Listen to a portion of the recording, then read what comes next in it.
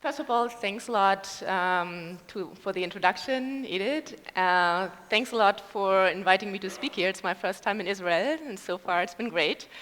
So the work I'm going to talk about today is joint work with a student, Nusayba El-Sayed, that's the friendly face over here. We are both at the University of Toronto. I am currently on sabbatical, spending some of it as a visiting researcher at Google. So let me give you a little bit of background on the kind of work that I'm interested in doing. So generally in the past years, I've been very interested in system reliability. And in particular, I've been very interested in the question, how do systems fail in the wild, in the real world? That means in large-scale production systems rather than in small lab test beds or hypothetical statistical models. So if you're interested in this question, you want to know how do systems fail, the problem is that there's really very little information publicly available out there. So one thing you could do, and I did this just for fun before coming here, you could search the media, and you could, public media, newspapers, magazines, you could look at how do systems typically fail. And if you live in the US or North America, then you probably have heard of this recent case here. So this is a man from Colorado who took the word troubleshooting a little bit too literally, and apparently he was so frustrated with the unreliability of his computer that he took it to a dark back alley and shot it 8 times. The computer did not survive. So you might think this is a typical case of trigger-happy American, but I actually looked at other news articles as well, and the Telegraph reports that half of all Britons have at some point physically attacked their computer. And if you look at this article in The Guardian, and The Guardian, I think, is the winner of the Pulitzer Prize 2014, The Guardian reports millions are driven to attack their computers. So maybe you don't believe that most computers die at gunpoint, so you might look for some other sources of information. And one reasonable source might be data sheets, manufacturer data sheets. Any component, any equipment that gets shipped comes with those data sheets, which has the basic specs of the component, but it also has some information on the reliability, such as the expected time to failure. The problem is, manufacturers are not necessarily unbiased in this whole venture, right? So really what I am interested in is getting real field data from large-scale production systems on how things really break in actual systems running real workloads. And I've spent a lot of time in the last years trying to convince a number of large sites to share data. I've been quite lucky in that a number of large companies, Google and NetApp, have been really good about that, have been sharing data with me. There's a bunch of other companies that prefer to remain anonymous.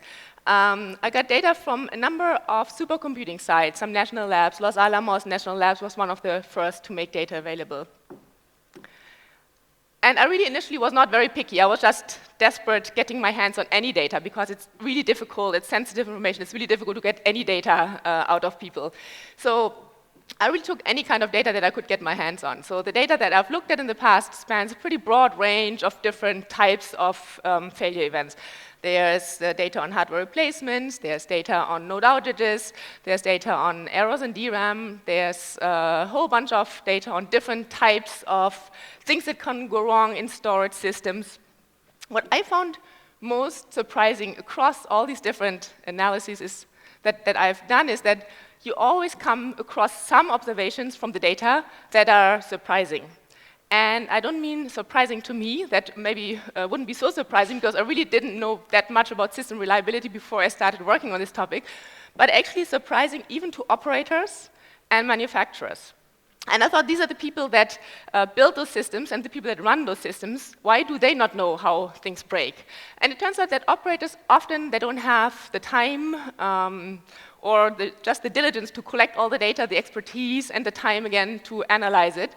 Manufacturers really have a pretty limited view of what happens. They sure know the inner workings of the components very well, but they really don't exactly know how this component behaves in the field. They might see it post-mortem when it comes back as an RMA under return, it's being returned to them, but they don't really know what happens in the field to this component. So that's basically the motivation of my work. And before I go into the details of what I've promised you in the title, I just wanted to give you one little motivating example from past work. So one of the things that I've looked at relatively extensively are errors in DRAM DIMMs. And the reason was that all the different types of data that I looked at showed that DRAM DIMMs are one of the most frequently replaced components, and replacements of DRAM DIMMs or errors in DRAM DIMMs were also one of the most common reasons for machines to go down, so node outages. So by an error in DRAM here, I mean any situation where whatever value you read from a DRAM cell is not what you had written there before. So when I started this work, I looked what's known in the literature, and I saw that there's one thing that everybody seemed to be agreeing on, and that is that those errors are mostly due to soft errors. And soft errors basically mean there's some random disturbance, either particles, cosmic rays, that flip the bit in the cell. Once you correct this incorrectly flipped bit back to what it was, the error goes away. So it's a soft error in that there's no permanent or recurrent damage. Interestingly, one other thing that I wanted to find out had no consensus in the literature. So I also wanted to know how often do these errors happen, and there was a really huge span in the literature, a huge range. So I worked with Google to get an idea of what these errors look like in the real world, and one of the first things I did look at was frequency. So this graph here shows you the number of correctable errors per year, per DRAM DIMM in Google's fleet, across the different types of hardware platforms. And relatively consistently, the average number was around 3,700, which, first of all, it's significant.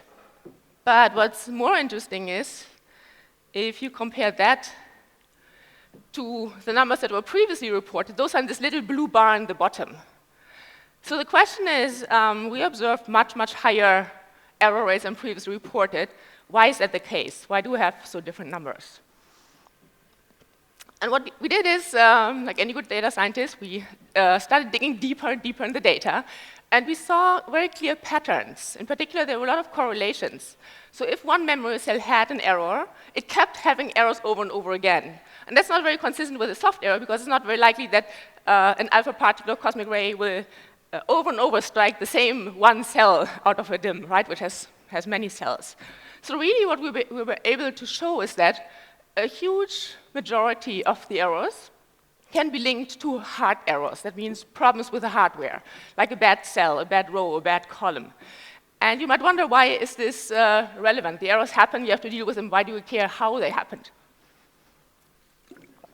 Well, the problem is, if what you're dealing with is soft errors, really all you can do is use error correcting codes in the DRAM DIMM. If you know that your errors are hard errors that repeat over and over again in the same location, then what you can do is something else. You can, for example, use something that's called page retiring or page offlining, where at the operating system level, you say, I will just not use this page anymore that has this memory cell in there that's bad. And we showed in simulations that that would mask the majority of all errors. And there's a recent paper that just came out, I think, earlier this year or end of last year at DSM, where Facebook says they've implemented this, and it actually works very well, and it does mask more than half of the errors they otherwise would have had. So this was just one motivating example from previous work why I think it's important to look at field data and look very closely and try to understand what the real problem is, rather than working with gut feelings or hypothetical assumptions. Okay, coming to the more exciting part of the talk. Exciting or nerve-wracking, I don't know yet, because this work in progress sign is to be taken very, very seriously. This is really work in progress, so don't expect me to have answers to all of your questions. I'm still very excited to hear your questions, though, because hopefully I can find interesting answers. So this is about frameworks for massively parallel data analysis and their efficiency. So what we have done is we have collected different traces, workload traces, from those new frameworks for massively parallel analysis of data, frameworks like the ones that Shelley was talking about in the talk before. So we got a trace from Google that spans one of their clusters, all the jobs in there were logged. We have data from a Hadoop cluster, it's called OmenCloud at CMU, basically used by different set of researchers, biologists, chemists, people doing work in natural language processing, basically anything that's very data intensive. And then we recently got data from Yahoo, a Hadoop trace. We haven't had much time to validate the results from that, so I'll focus on the Google workload trace and the open cloud data here. So what are we trying to do with this data? So some of you might actually have seen the Google workload trace. That's actually publicly available. So if you're interested in any of this data, you can download it. It's on the web. Most people have used it extensively to look at different scheduling policies and how effective they are. We really were more interested in what does the life of a job really look like? And in particular, does it have a happy ending or not so much? So all of these traces contain, for each job, the exit status of the job. And the exit status could either be completed, it just finished normally, it could be failed, or it could be killed. And our question was, the first basic question, so how do these kind of jobs typically end? Does anyone want to take a guess?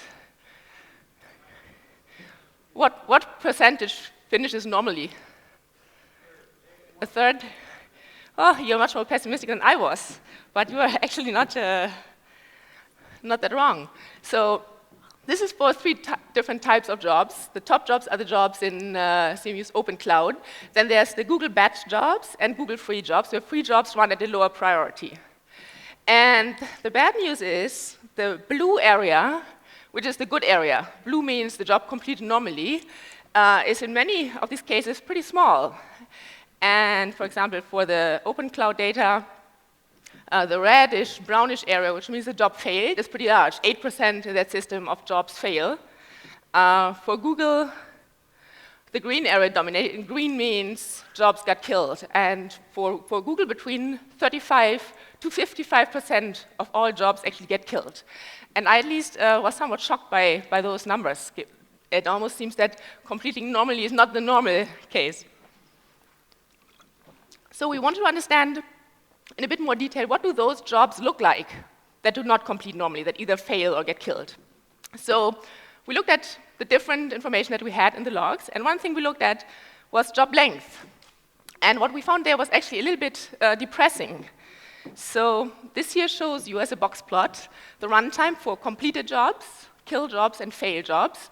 And just as a reminder what a box plot is, a box plot basically tells you the 25th percentile, that's the bottom of the box, the red line in the middle is the median, and then the top of the box is the 75th percentile. And what you notice is that the killed and the failed jobs had much, much longer run times. And that, to me at least, was somewhat disappointing, because the whole point of those frameworks is to run those large-scale jobs that tackle massive problems, and it's those big jobs that tend to fail. So another thing that we looked at is, what about the level of parallelism? So if you have parallel jobs, does this make them more likely to fail than others? And this is the breakdown for single task jobs. So you might notice there's a bit more blue than previously. But if you look at multitask jobs, there's suddenly a lot less blue. So the second bad news here is that really it's not just the long-running jobs, but also the jobs that have a lot of parallelism that failed. And again, these are the jobs that those systems were designed for. You want to run massively parallel long jobs. And there, look at the blue area, that's pretty small. So you might say, maybe my comparison here is not quite fair, because of course, if you run very long and you run across a lot of tasks, you just spend more time in the system, so the probability that you will encounter any problems is also higher. So we normalized by the total task time, the number of task weeks a task spends, and there, yeah, the multi-task jobs do actually look better than the single-task job. But still, it doesn't take away from the problem that most of the multitasking jobs, the large jobs, fail. So that brings me to the question, what brings jobs down? And I can't give you a definite answer. I can work with you through a bunch of different hypotheses we had that we rejected, some that are still open. Anybody has a gut feeling? What's your pet peeve about those jobs? Any idea what takes them down? Timeouts? Timeouts because of waiting for resources you couldn't get access to, or?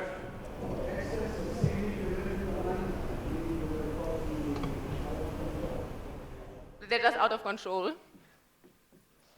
So we looked at a few different things. So we looked at the things that we know these systems were designed for to handle. So we look at node failure, for example. The underlying node that a task was running on or job was running on fails. And it turns out that that is not the problem. In the Google data, we can actually tell why a job got killed or failed. And those that failed for node failure were categorized separately. We looked at resource usage. Did those jobs maybe exceed the amount of resources that they requested from the beginning? And that, at least for some resources like memory, means the job will actually get killed. And users know that, so they request much more resources than they actually need to avoid exactly that problem. We looked at the possibility, could it be that higher priority jobs end up killing lower priority jobs? So lower priority jobs just get killed or fail very often for that reason. And I have a graph here that answers that question. So this shows you the breakdown ordered by priority. So you have the lowest priority here on the left, your left, the highest priority on the end. And you do see that actually the higher your priority is, the higher are your chances that you complete normally. However, even if we look at the highest priority jobs, or Google's production jobs, they still have 15% of the jobs being killed. Moreover, if you get killed because a higher priority guy bumped you out, you should get restarted, so that shouldn't lead to permanent death. And yet, a lot of tasks or jobs do die permanently.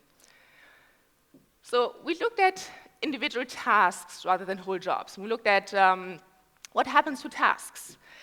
And it turns out that jobs are really not very resilient against task failure. If you have a single task failing, that means failing once, just once.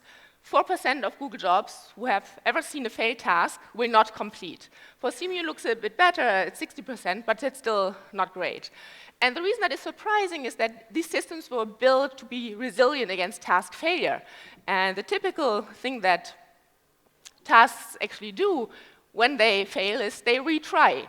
And that's something that a programmer can actually specify when submitting a job. You can say how many times do you want your jobs to be retried before you give up.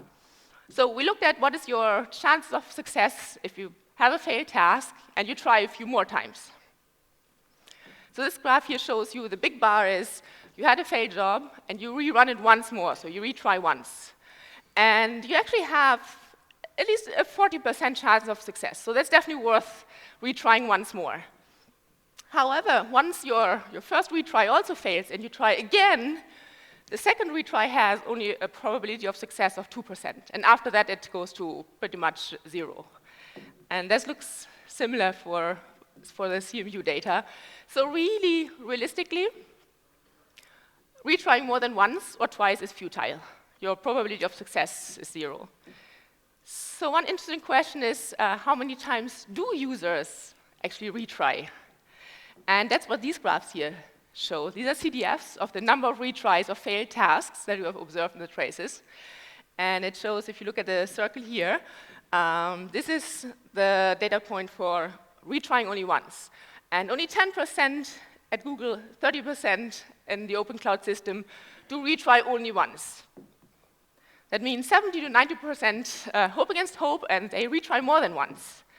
And a lot of people are even more optimistic, and retry more than twice, 15 to 30%, so almost a third at the open cloud system try again.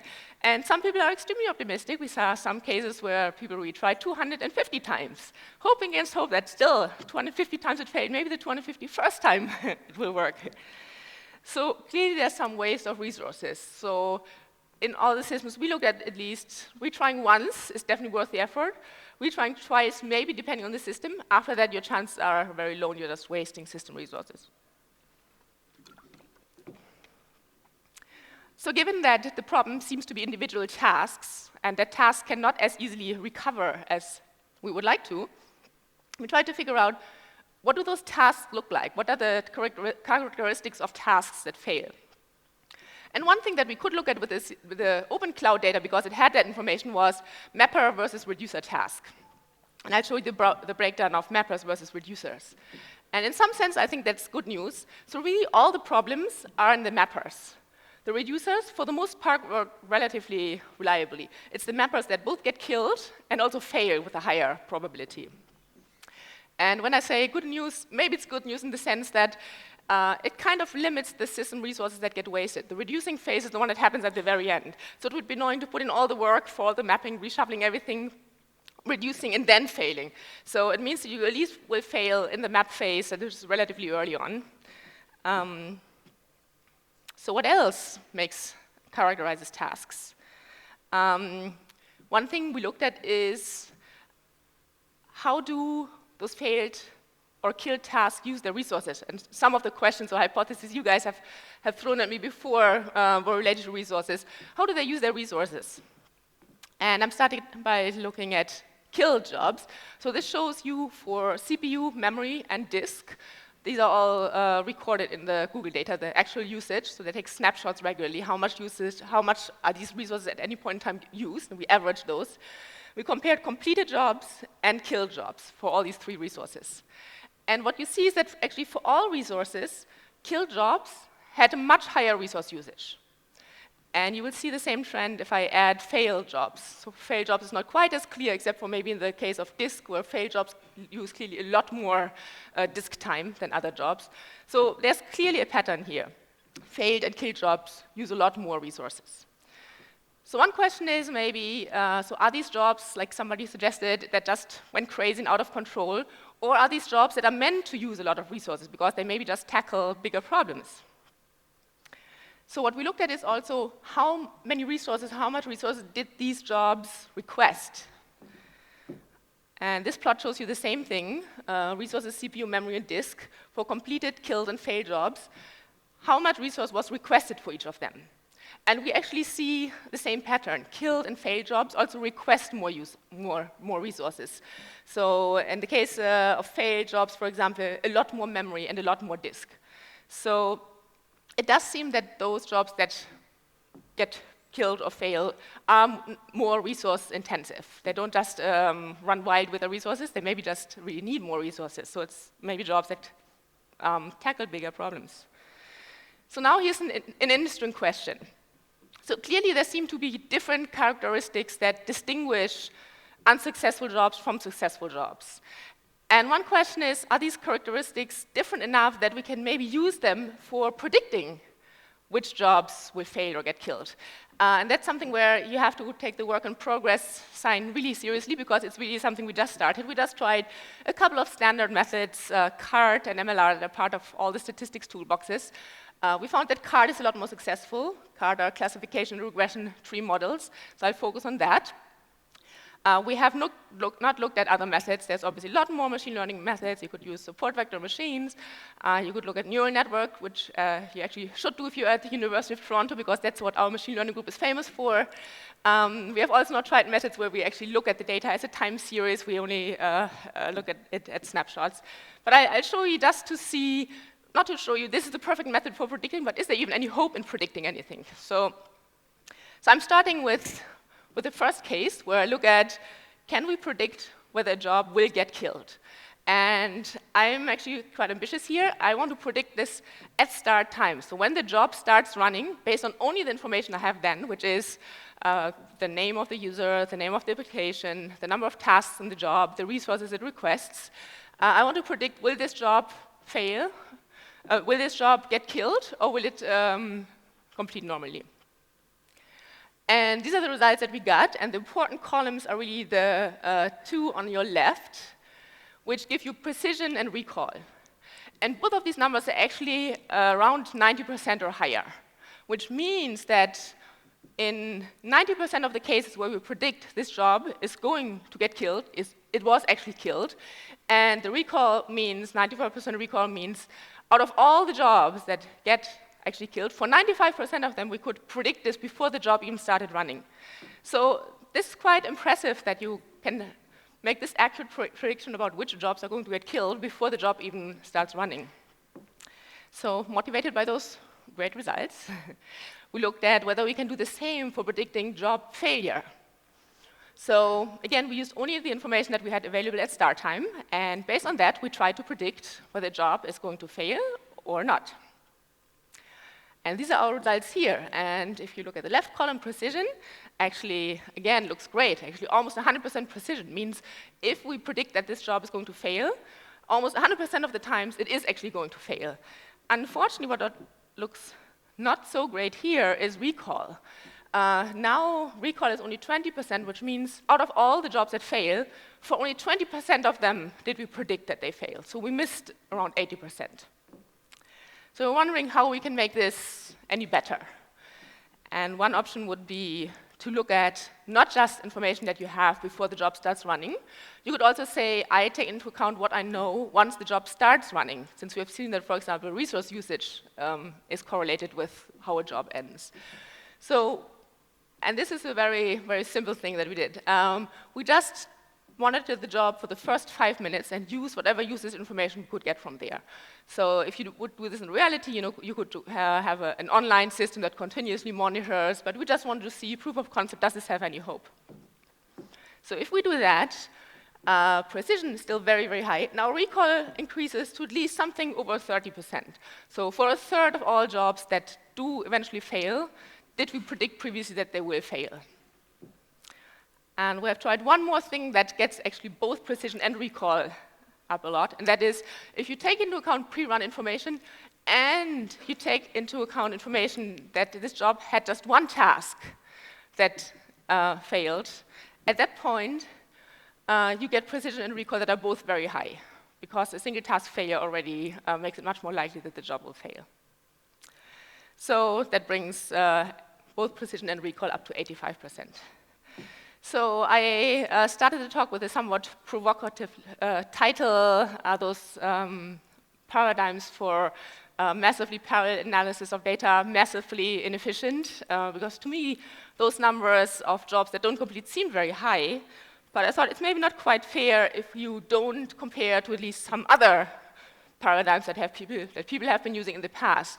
So we also got data for some high-performance computing systems, standard supercomputing systems that use, for example, MPI jobs, much more tightly coupled jobs than on those new systems.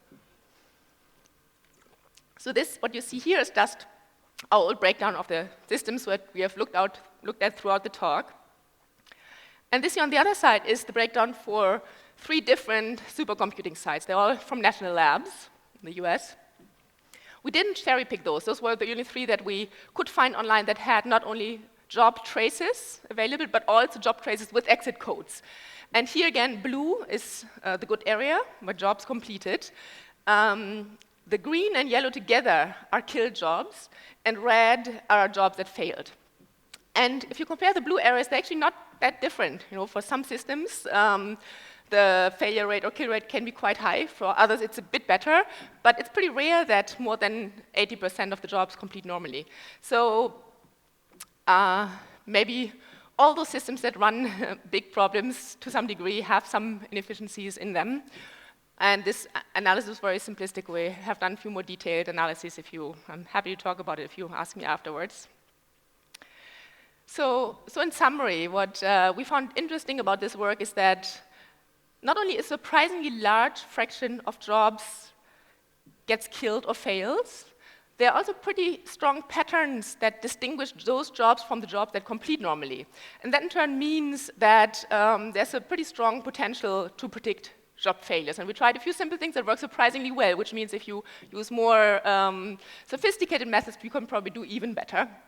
One other thing we observed is the problem is really at the individual task level. Individual tasks can just not recover very well. Now, open questions, and there are many open questions here. Is this a question?